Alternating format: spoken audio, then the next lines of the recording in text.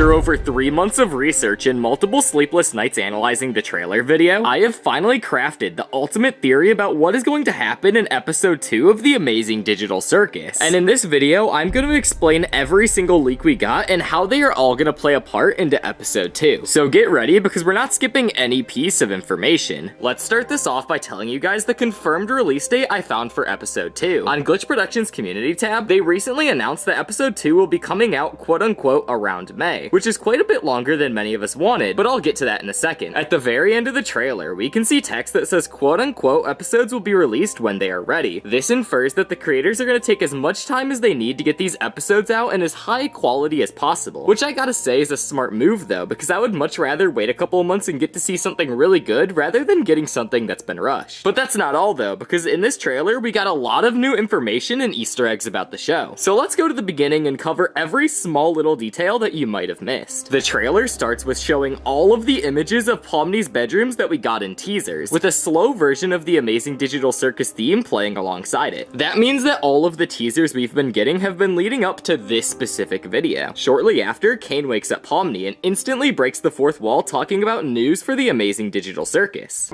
Hey, Pomni! Guess what?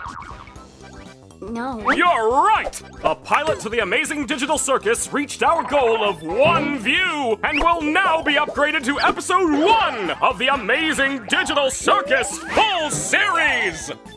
Is that how that normally works? Shut up! This means that the pilot episode is now officially canon to the show, and it will now be known as episode 1, which means that the next episode we're getting is going to be episode 2. Now, this may actually seem obvious, but this has been debated in the fandom for months now, so it's cool that we now have official confirmation about this. But let's keep looking through to see what else we got in the trailer. I have so much to show you! Your little crying face left quite the little crying mark on the internet. Something I don't canonically have any knowledge of. Take a look. What the f am I looking at? The consequences of our actions. And it's only going to get worse from here. There is so much to unpack in this clip right here. First, Caine talks about how Pomni has such a huge impact on the internet. This makes sense though, because the Amazing Digital Circus episode 1 has gone absolutely viral, having almost 300 million views at the time of recording this video. And because of this, content farm channels using the Amazing Digital Circus characters are everywhere. But this clip also shows that Caine can break the fourth wall, as he talks right to the viewers about these content farm channels. And then shortly after, he says that he canonically does not have any knowledge of this. But this actually makes sense because this is more of a news update style of video, and it's not supposed to have any actual impact on the Amazing Digital Circus lore in the slightest. But now that we got this cleared up, let's go back to the trailer. What the f am I looking at? The consequences of our actions. And it's only going to get worse from here.